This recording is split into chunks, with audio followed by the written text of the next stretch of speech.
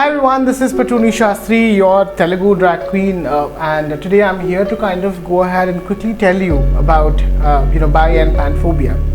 So what is bi and panphobia?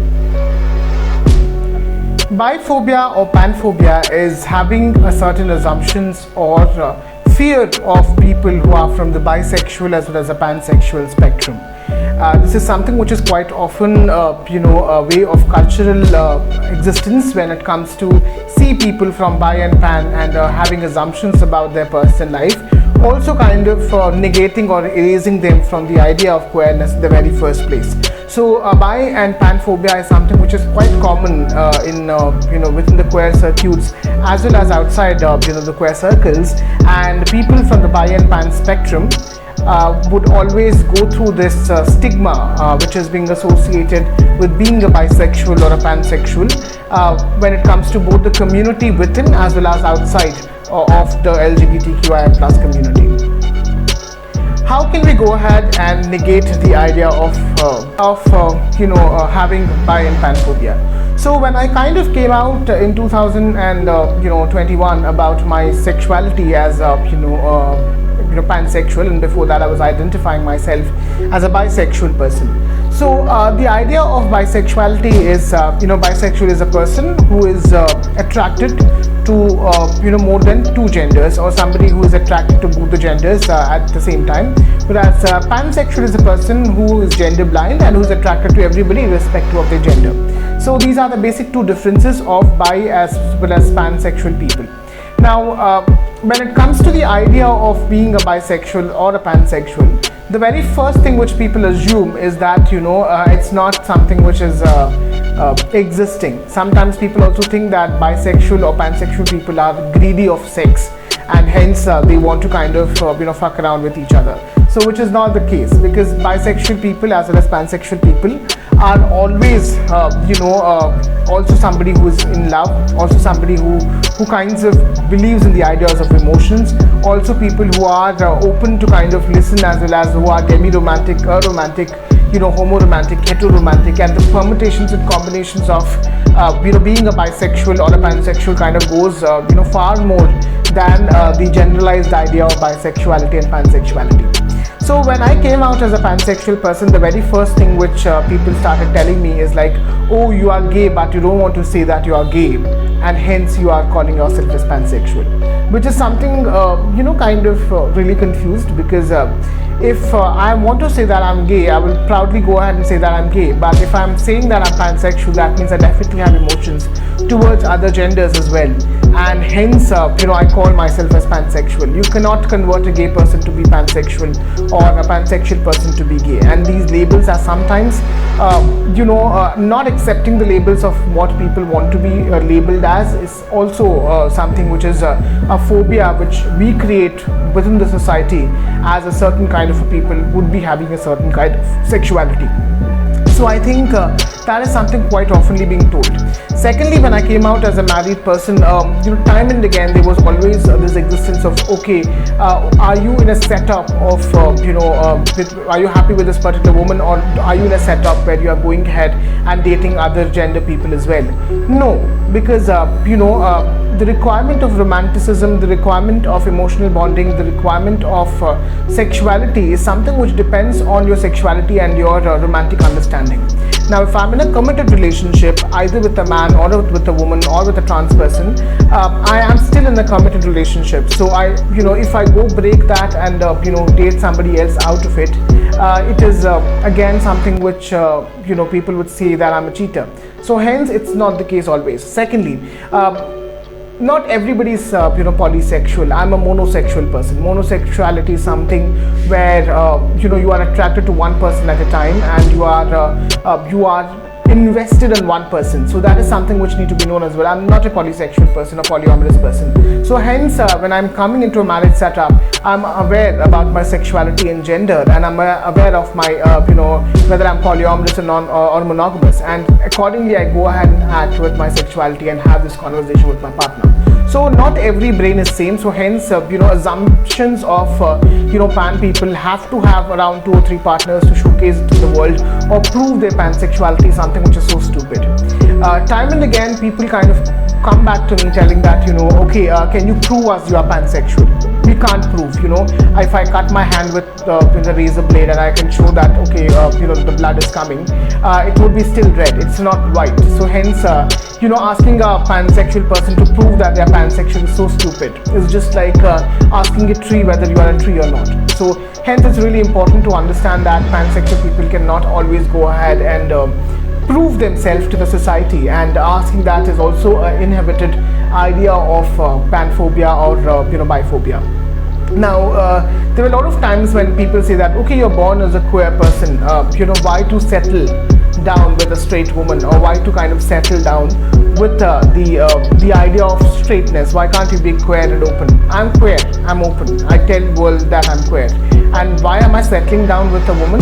It's my choice, firstly. And secondly, I am in love with this person. I want to be with this person, and I want to kind of go ahead and share my entire journey with them. They love me, they kind of reciprocate the idea which she's kind of giving it to me, and I'm happy with it. So why do I have to go ahead and just for the purpose of proving my queerness, marry a same-sex person or a trans person and tell that, okay, I'm queer? I'm still queer by marrying a heterosexual woman as well. And if you are invalidating my queerity at that point in time, you are somewhere invalidating the existence of queer liberation. You are somewhere having the idea of biphobia towards people who are married to a certain section of the society, and you are still passing me as a straight person when you are not. You are just going ahead and assuming my straightness when you are kind of seeing it with that particular lens.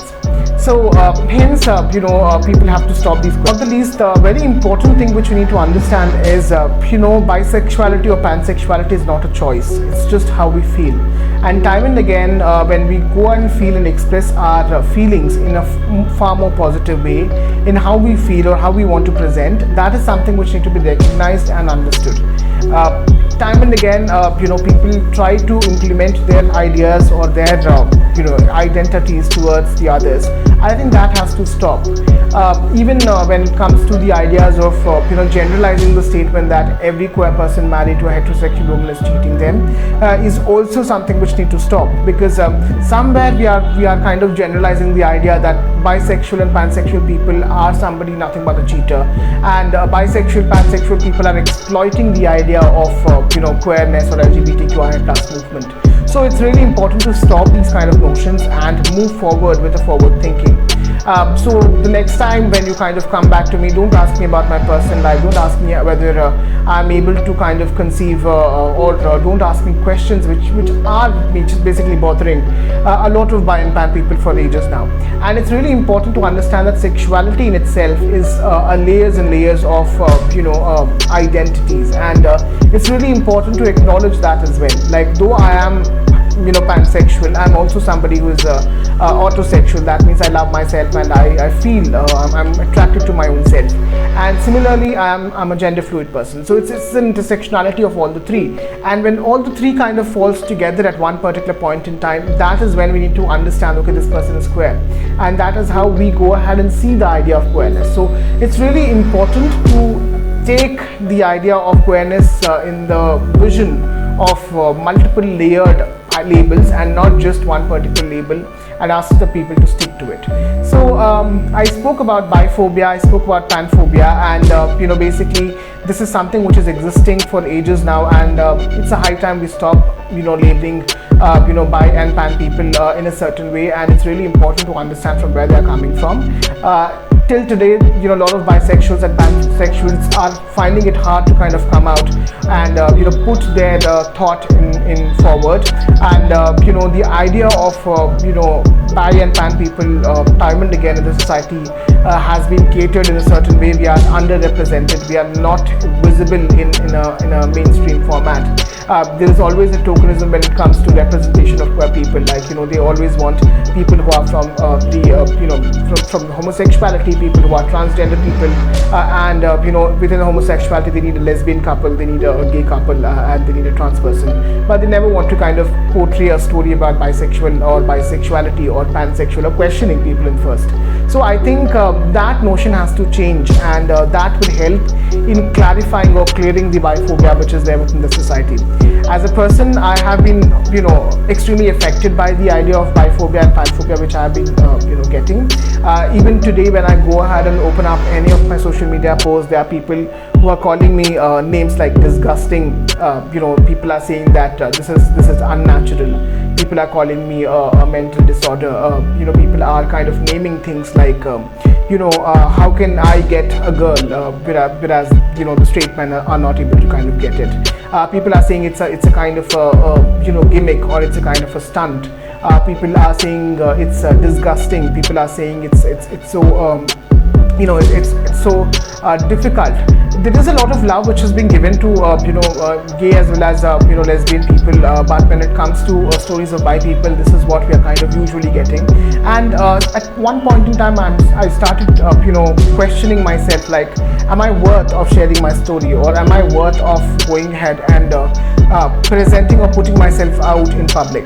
So this is everything happening because of the biphobia or panphobia which we have in the society.